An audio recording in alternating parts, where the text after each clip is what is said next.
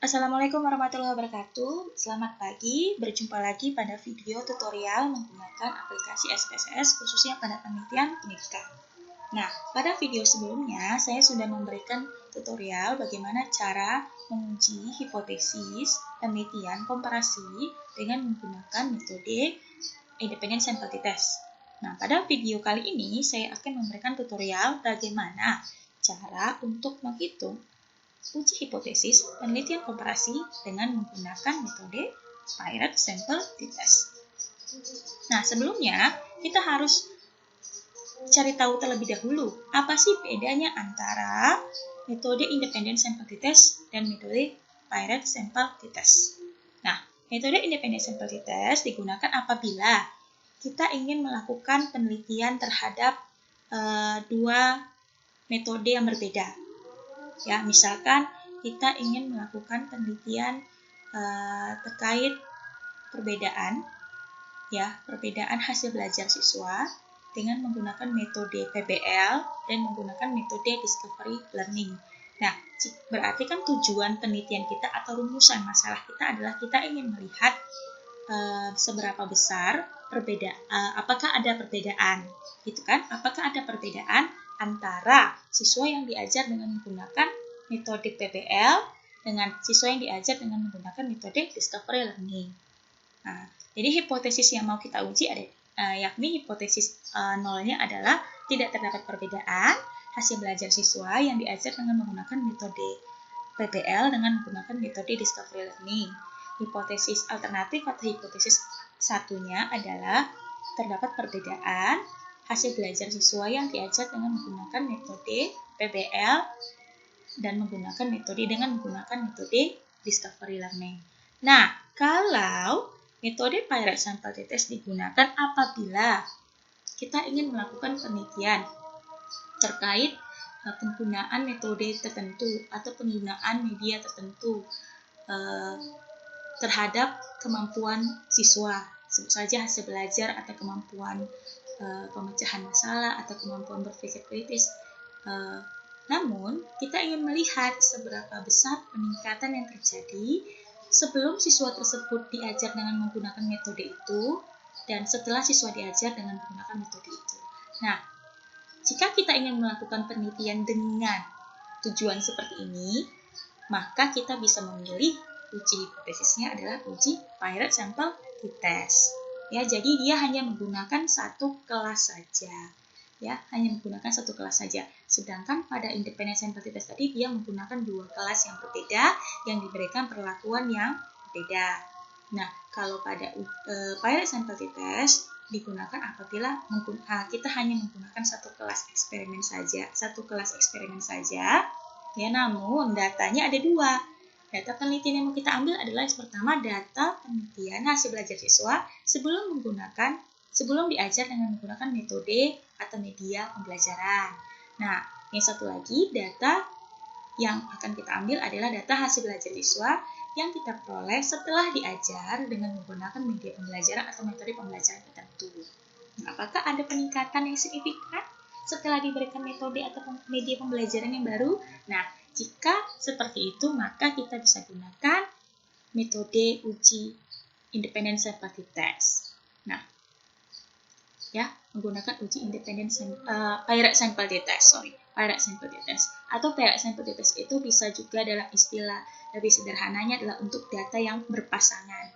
Oke, dalam hal ini bisa dilihat bahwa misalkan saya ambil satu kasus di mana ada suatu penelitian yang berkenaan perbedaan students reading comprehension on narrative text antara sebelum dan sesudah menggunakan media pembelajaran. Nah, di sini ingin dilihat apakah ada perbedaan hasil belajar siswa sebelum dan sesudah. Ya, kalau tadi kan saya kasih contoh apakah ada peningkatan yang signifikan.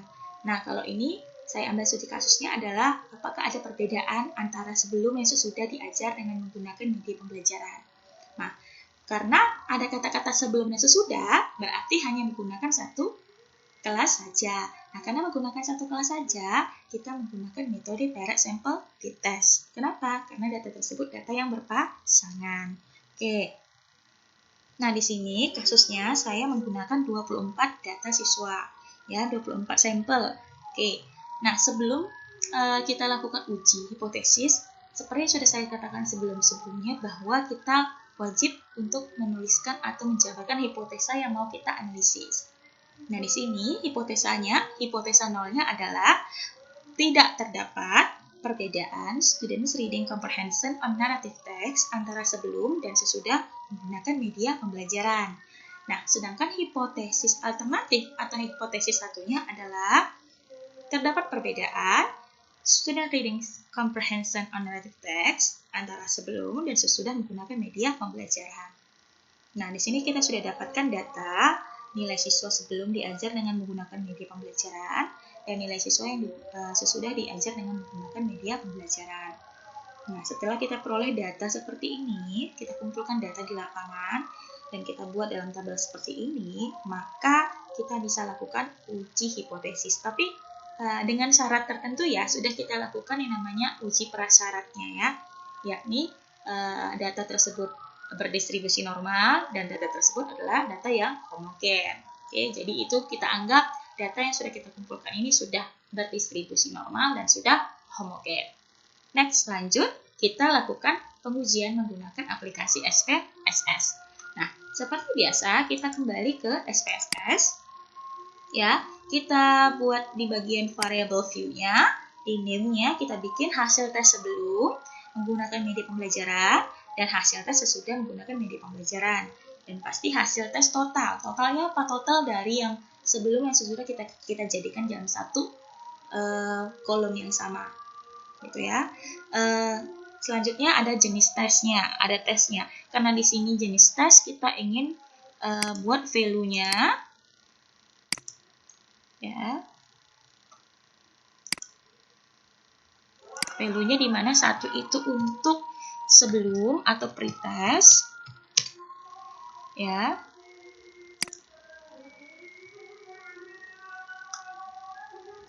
Oke, dan 2 itu adalah untuk sesudah atau post-test. Oke, nah sudah seperti ini. Oke, kita kembali ke data view, kita copy datanya untuk hasil tes sebelum dan hasil tes sesudah. Lalu kita gabung data antara data pertama dan data kedua, sebelum dan data sesudah. Ya, kita copy ke bagian hasil tes total. Yang ini juga kita copy, selanjutnya di bawahnya.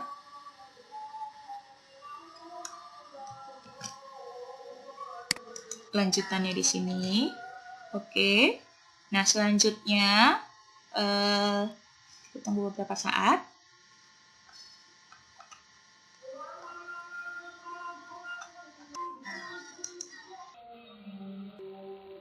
Baik, selanjutnya kita berikan kategori label ya. Ini untuk pretest atau sebelum ya. Oke, dan selanjutnya ini untuk yang sesudah. Oke, setelah kita kumpulkan datanya menjadi satu seperti ini, nah, maka langkah berikutnya adalah kita cari analyze, kita klik analyze, selanjutnya kita pilih compare means, ya, klik analyze, pilih compare means, selanjutnya pilih pirate sample t-test, ya, pirate sample t-test. Baik, akan muncul nanti tampilan seperti ini ya, akan muncul dari tampilan seperti ini. Maka kita tinggal pilih untuk di variabel 1 dan variabel 2 ya. Variabel 1 adalah hasil tes sebelum ya, dan variabel 2 hasil tes sesudah. Oke, selanjutnya jika nanti sudah kita masukkan input hasil tes sebelum ke variabel 1 dan hasil tes sesudah ke variabel 2 dengan menggunakan panah ini ya. Yang lainnya kita abaikan, maka klik OK. Maka nanti akan muncul tampilan output seperti ini. Ya, kita tunggu sebentar. Nah, inilah hasil dari perhitungan kita menggunakan pirate sample t-test. Yang pertama, kita akan lihat tabel pirate sample statistik. ya. Yang kedua, kita akan melihat tabel Pirate Sample Correlation. Dan yang terakhir, kita akan lihat tabel Pirate Sample Test. Nah, apa perbedaan ketiganya? Untuk tabel pertama, Pirate Sample Statistic, di sini dia seperti memberikan data deskriptif terkait data penelitian kita. Yang pertama, pastinya data nilai rata-rata atau mean. Untuk kedua, data yang kita sudah inputkan, yakni data hasil tes sebelum dan data hasil tes sesudah. Nah, jika kita analisa berdasarkan hasil nilai rata-rata, maka di sini akan terlihat perbedaan yang cukup signifikan antara nilai rata-rata siswa yang kita ajar tanpa menggunakan media pembelajaran, yakni berada pada nilai 60,83, dan nilai rata-rata pada siswa yang kita ajar setelah kita menggunakan media pembelajaran, yakni berada pada nilai 82,67 ya untuk ke-24 siswa. Nah, di sini juga kita peroleh informasi mengenai nilai standar deviasi. Di sini juga standar deviasinya untuk data sebelum yakni 6,127 dan data sesudah adalah 5,858. Serta kita juga peroleh yang namanya informasi data standar error rata-rata. Nah, selain tabel deskriptif, kita juga memperoleh hasil Pirate Sample Correlation, ya, nilai korelasi antara kedua data tersebut, di mana berada pada nilai 0,808 dengan signifikansi 0,000. Nah, ini apa maksudnya? Nah, maksudnya adalah dengan nilai korelasi 0,808 ini menunjukkan bahwa kedua nilai atau data yang kita peroleh ini memiliki hubungan, ya, memiliki hubungan. Nah, selanjutnya bisa dilihat pada tabel Pirate Sample Test. Nah, pada tabel Pirate Sample Test ini kita lihat di sini ada informasi terkait mean, tapi berbeda dengan mean yang di atas, ya. Nanti saya jelaskan apa maksudnya. Standar deviasi, standar error mean, dan 95% confidence interval of the difference lower than upper, dengan kolom T, kolom DF, dan significance to tail. Nah, pada tabel Pirate Sample Test tersebut, yang pertama kita peroleh bagian ini. Ya, sebentar. Baik, mean di sini adalah maknanya perbedaan selisih antara nilai rata-rata pada data sebelum atau pretest dan pada data sesudah atau post-test. Jadi selisih antara kedua data ini yakni sebesar 21,833 dengan standar deviasi sebesar 3,726, ya, 3,726. Sedangkan standar errornya 0,761. Nah, di sini yang perlu kita perhatikan pertama adalah hasil dari T hitungnya. Ya, hasil dari T hitungnya. Nilai T hitung pada Pirate Sample Test kita peroleh sebesar minus 28,706 dengan nilai DF sama dengan 23. Kalau kita melakukan perhitungan manual, ya, maka T hitung pada perhitungan manual itu jika kita lihat pada aplikasi SPSS, output pada aplikasi SPSS adalah bagian sini, ya, bagian sini. Nah, sedangkan untuk menganalisa signifikansi terhadap hasil output menggunakan metode Pirate Sample Test, kita bisa menggunakan kolom significance to tail.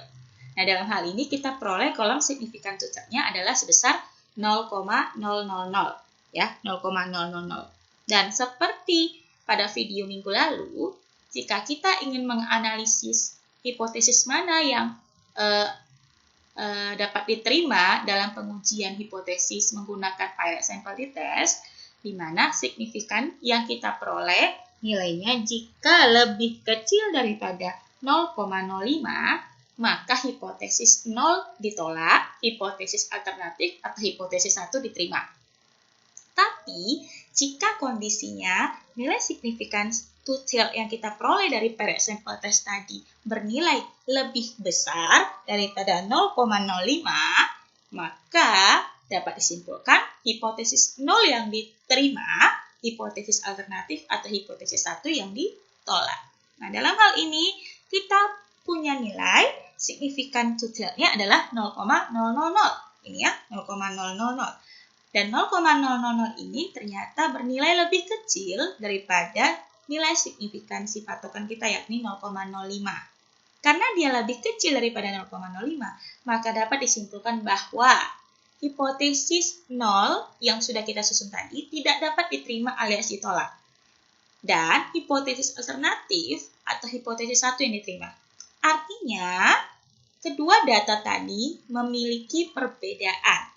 Ya, memiliki perbedaan. Jadi, hasil belajar siswa baik yang diajar dengan menggunakan sebelum menggunakan media pembelajaran berbeda dengan hasil belajar siswa yang diajar setelah menggunakan media pembelajaran. Atau bahasa lebih sederhananya adalah terdapat perbedaan yang signifikan antara hasil belajar siswa yang diajar antara kemampuan pemahaman. Tadi student reading, kita lihat lagi kembali ya. Tadi student reading comprehension ya. Berarti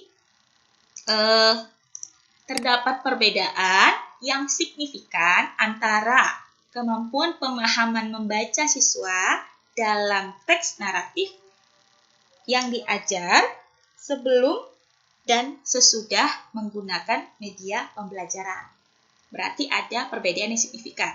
Jadi kita seperti melakukan cross-check, memverifikasi. Apakah benar? Karena kalau dilihat dari kasat mata, dari nilai yang diperoleh tadi, yang kita kumpulkan seperti ini tadi, ada perbedaan ya.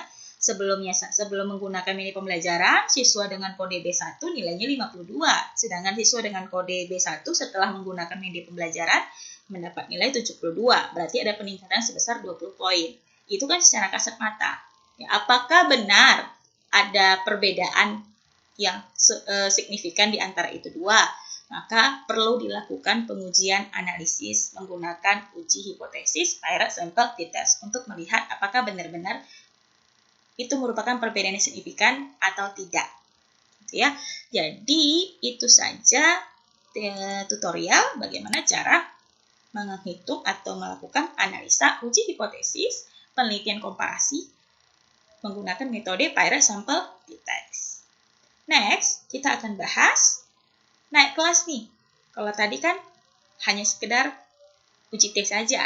Kita naik kelas, masuk di uji analysis of variance. Kalau tadi sebelumnya, video yang sebelumnya, independent sample test, kita menggunakan dua kelompok data, ya kan? Pada dua kelas yang berbeda. Kalau pada Pirate Sample Test, kita menggunakan satu kelas tapi tetap punya dua kelompok data, yakni sebelum dan sesudah. Nah, bagaimana dengan analysis of variance? Nah, analysis of variance menggunakan data yang lebih dari dua. Jadi kalau nanti kita ingin melakukan penelitian terhadap 3 metode yang berbeda, maka kita bisa menggunakan uji hipotesis dengan metode analysis of variance. Pada video berikutnya, saya akan jelaskan bagaimana cara menganalisis dan menghitung uji hipotesis menggunakan analysis of variance berbasis aplikasi SPSS. Terima kasih, sampai jumpa pada video berikutnya. Assalamualaikum warahmatullahi wabarakatuh dan selamat pagi.